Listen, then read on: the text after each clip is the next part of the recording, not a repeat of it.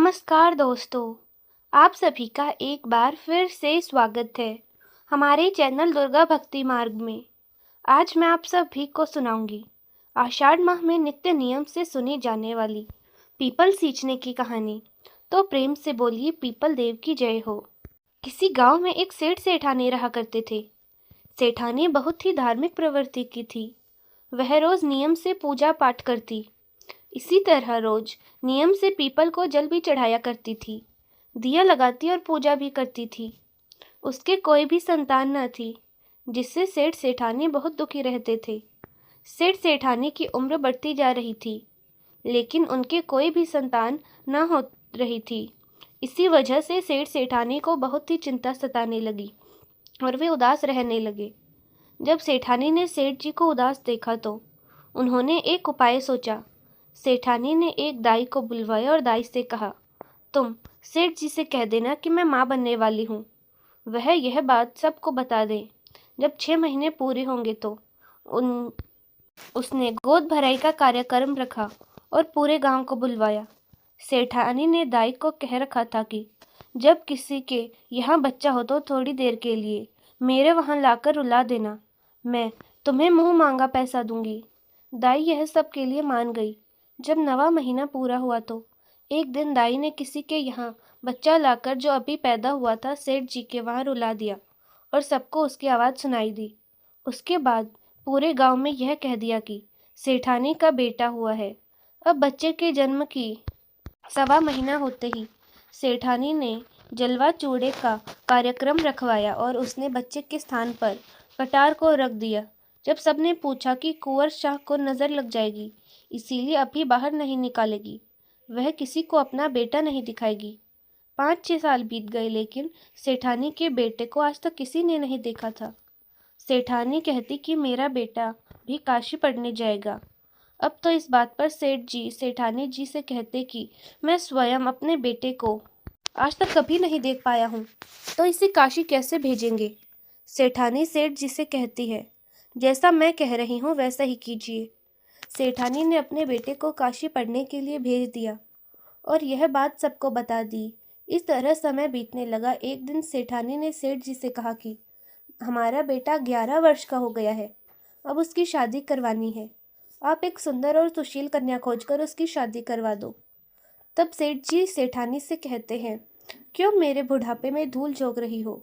जिस बेटे को मैंने आज तक देखा ही नहीं, उसकी शादी कैसे कराऊं? तब सेठानी कहती है, आप तो कन्या ढूंढो, बेटा भी आ जाएगा। तब सेठ जी कन्या ढूंढने निकल पड़े। वह चलते चलते एक गांव में पहुंचे। वहां कुछ लड़कियां खेल रही होती हैं। शाम होने वाली थी तो लड़कियां अपने अपने घर जाने लगी।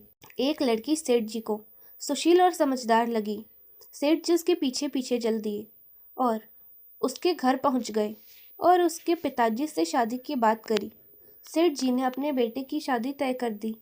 जब शादी की रस्में शुरू हुई, सगाई में भी सेठानी बहाना बना देती है कि अभी तक उनका बेटा काशी से नहीं आया है, इसीलिए कटार के साथ शादी की रस्म कर दी सगाई की।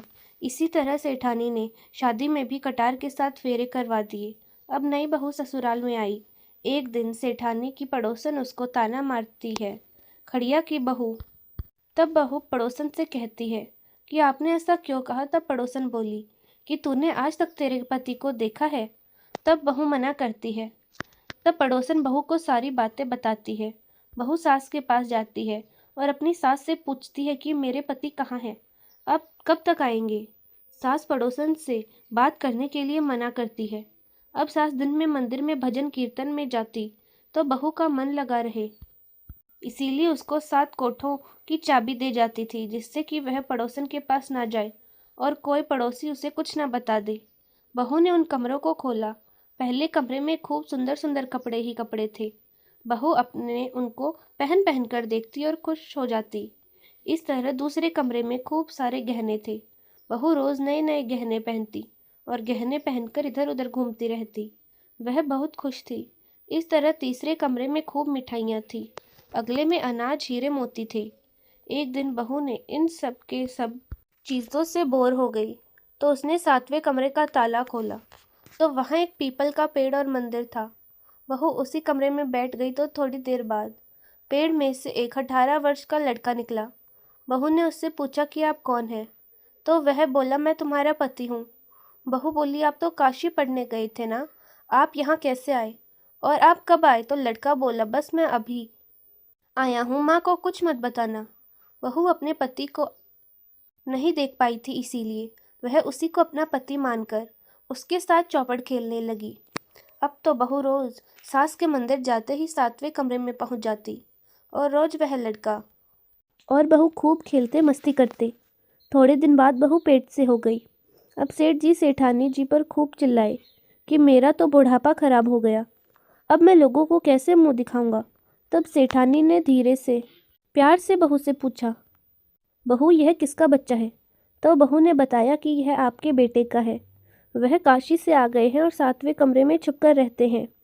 आपके मंदिर जाने के बाद मैं रोज वहां जाती हूँ और हम दोनों वहां पर चौपड़ पासी खेलते हैं, बातचीत करते हैं, साथ में समय व्यतीत करते हैं।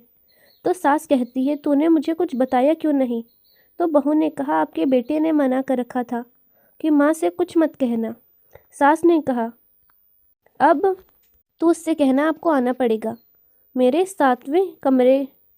7वें की चूड़ी पहनाने के कार्यक्रम में बहू ने अगले दिन उस लड़के से यह बात कही। तो लड़के ने उससे कहा कि माँ से कह देना, मैं ज़रूर आऊँगा। अब सास बहू दोनों निश्चित हो गई। 7वें की चूड़ी पहनाने के कार्यक्रम में जब सारा गांव आया तो बहू को बैठाया गया और थोड़ी देर बाद में एक 18 वर्ष का खूब गोरा व सुंदर लड़का बहू के बाजू में आकर बैठ गया। वहाँ आए सभी मेहमान और गांव के लोग चौंक गए कि यह लड़का कितना सुंदर है। कई औरतें बोल रही थी कि इसी कारण से सेठानी इसे किसी के सामने नहीं आने देती थी और किसी ने इसे देखा नहीं था। अब कार्यक्रम के बाद लड़का पुनः जाने लगा तो बहू बोली कि आप कहाँ जा रहे हैं?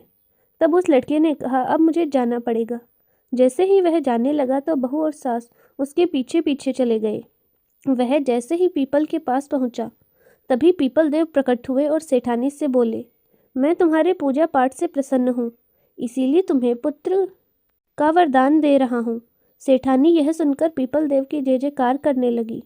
अब सेठ सेठानी अपने बहू बेटे के साथ हंसी खुशी रहने लगे। हे पीपल देव, जैसे सेठानी की गोद सुनी नहीं करी वैसी किसी की मत करना। कहानी कहने वाले, सुनने वाले और हुकारा भरने वाले सबकी मनोकामनाओं को पूरा करना। तो दोस्तों, अगर यह कथा आपको अच्छी लगी तो वीडियो को लाइक करें, शेयर करें और चैनल को सब्सक्राइब करना ना भूलें। धन्यवाद।